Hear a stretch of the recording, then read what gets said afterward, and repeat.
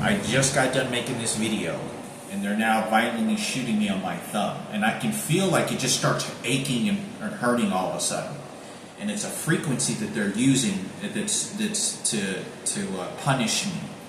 So I want to make this videos. They're beating the shit out of me with these electronic devices. They know two other DJ turntable musical instrument miniatures that I'm making to send to other friends.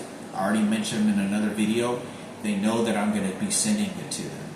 They're also going to play very dark psychology with this situation. Like I said, some of them I always spend at least over $120, and then that's without shipping. If I were to add shipping, I'm spending at least $150.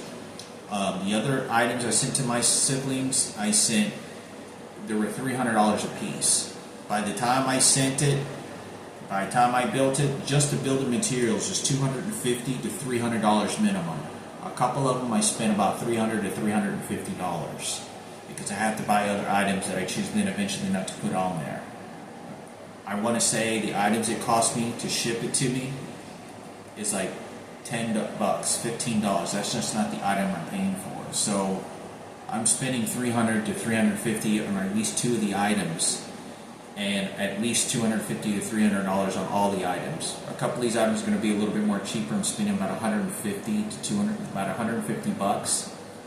But I wanted to make this video because I'm sending them as gifts. Now, I am very respected to the idea. If they get to the location and they choose to throw it in a garbage can or throw it away, I can't do anything about that. But they were built with all the positive and great intentions to say it was a gift. And for the friends that I grew up with, one of them was no longer alive. And like I said, if they choose to throw it away, then they throw it away. My life is worthless to these people then. But I won't know that they threw it away because they're not going to tell me. There's not very many people that I'm actually communicating with. Occasionally I still talk to old friends on text message. It's very short, perceived conversations. But they seem, and I'm not sure what the whole situation is, but they're beating the fuck out of me. With these electronic devices that they're using that's hidden, the police department has been notified only to use the method and law against me in a way that if I were calling right now and I would say this guy downstairs and this person up against the wall are beating me with electronic devices and they have him in this apartment. I don't know who broke in here. I don't know who's jumping into the attic. I don't know there's too many places to hide something here.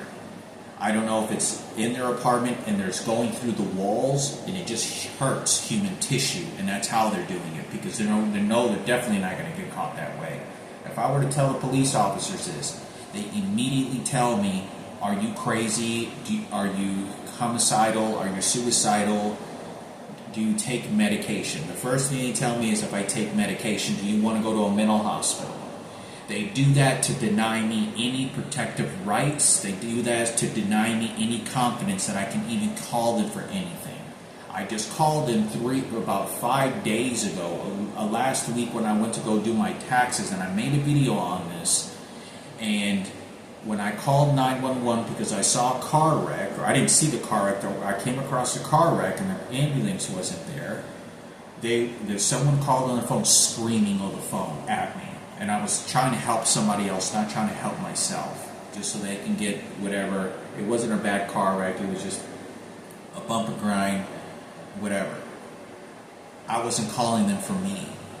And the person was screaming at me, and this is a 911 call operator that was telling me over the phone. And I'm standing in front of this car wreck, telling me they know where my GPS location is. I know where it is. I mean, screaming. They don't know if this car wreck could have had a baby in it, and a baby just flung. They don't know any of this shit. But this person is screaming and 911 call. So I wanted to make this video. This is how serious and corrupted that these police officers, they know exactly who I am and they know exactly what to do. They're not there to help me. I've done this so many times before. And the people below me, the old piece of shit, below me, and all these other people get notified about the connection in the gay community that's circling around this against me. I don't mean any harm. They're intentionally just to torture me and make me suffer. And I want out. And I don't know what to do because my mother's twin is viciously retaliating against me because there's so much money of my dad's deceased financial money that disappeared and they stole it. My mother doesn't have the intelligence and had some sort of severe mental problems. I talked about that my brother got raped by 10 homosexual men and it happened to me.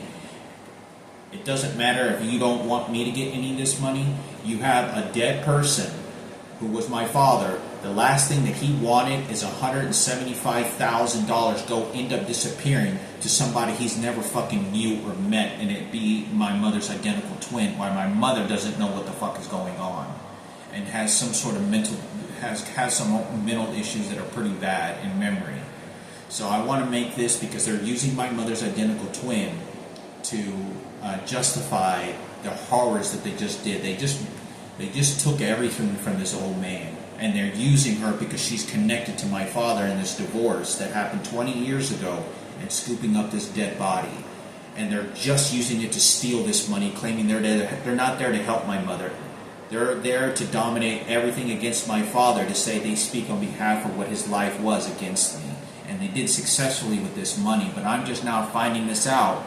And my mother's identical twin, every time that I call her, she's claiming that she's my mother, and she's not. She's an identical twin, and she's harassing the shit out of me and enjoying the suffering and the things that she do. It's very twisted and very dark. It's a very fucking sick. They know what's gonna happen. I'm gonna get to Dallas. I'm gonna throw everything I have there away. Everything. I'm gonna let them live their life. If you choose to throw dead bodies like that and steal money, you're not going to do it to me. And whatever it is that these people are doing to my mother's identical twin, saying, here, shut up, we'll give you money, here, shut up, we pay for your house and your car, that person is not, they're doing very sick, dark things to justify the horrors of what had happened. You have a dead little girl that didn't get a proper burial, and they are playing these very sick, crazy games. And they're using someone who looks like my mother who's not. And I can tell you that it's not. I can tell you right now that it's not. This lady, my mother, I'll show you what my mother looks like. This is what my mother looks like. This is my mother. This is my real mother.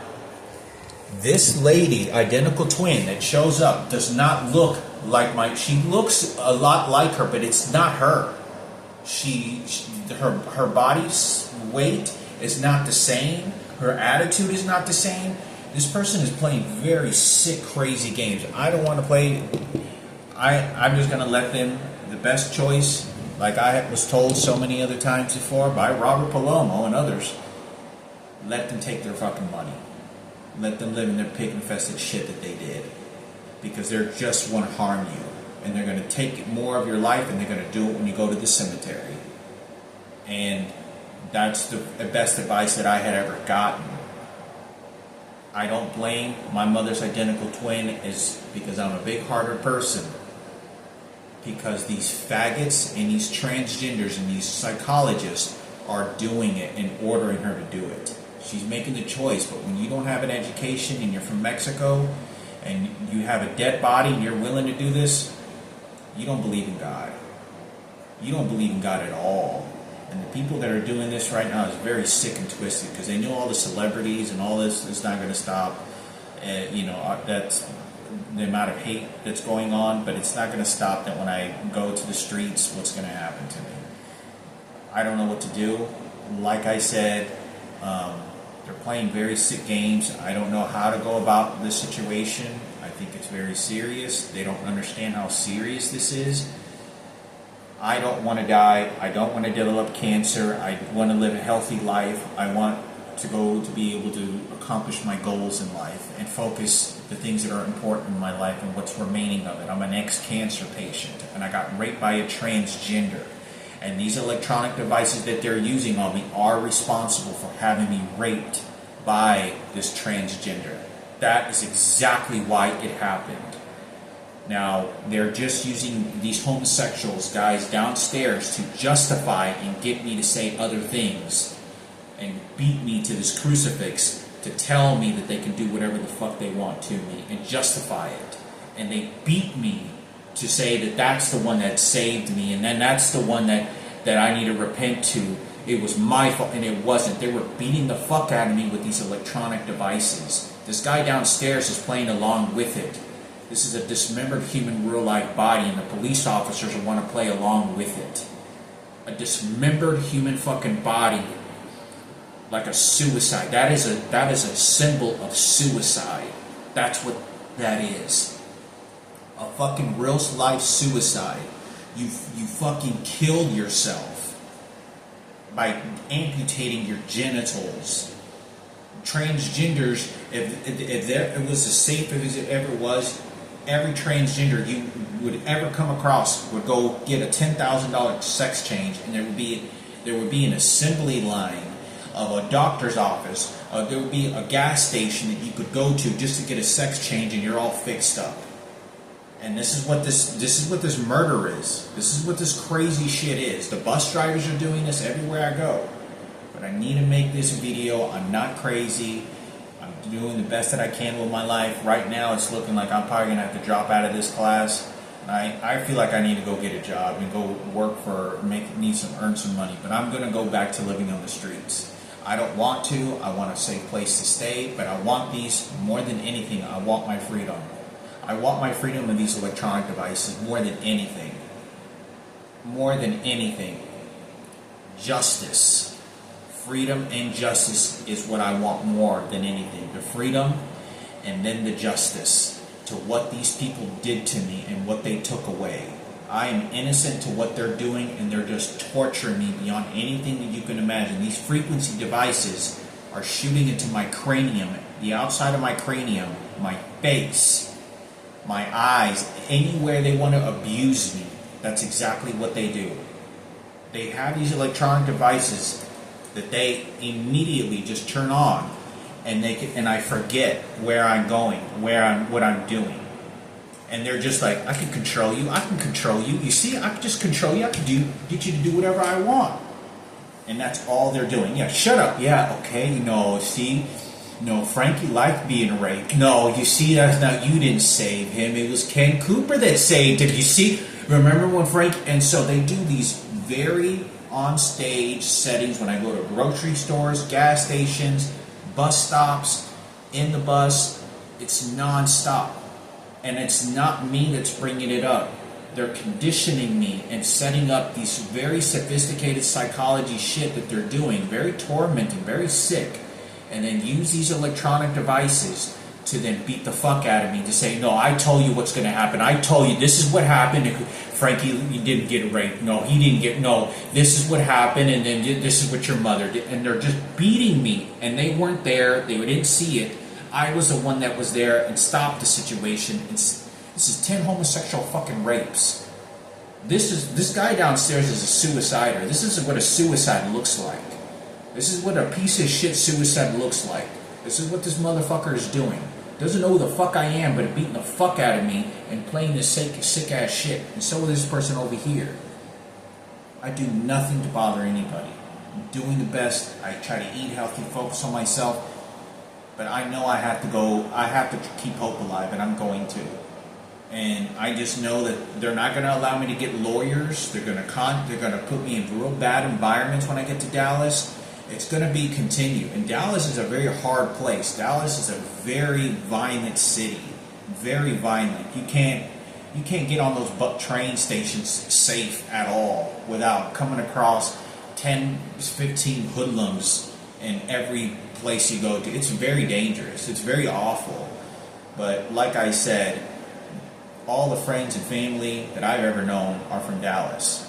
Now I'm getting a lot of threats as celebrities are knowing where I'm going to be going, and they're already saying things like, yeah, go and break a sweat. And it was some MMA fighters I know that are being contacted what my location is. So they're all grouping up these faggots. There's several homosexuals that are doing this. They're tracking me down. I'm doing the best that I can to survive, and I really want my freedom. And who's doing these, shooting me with these electronic devices, torturing me?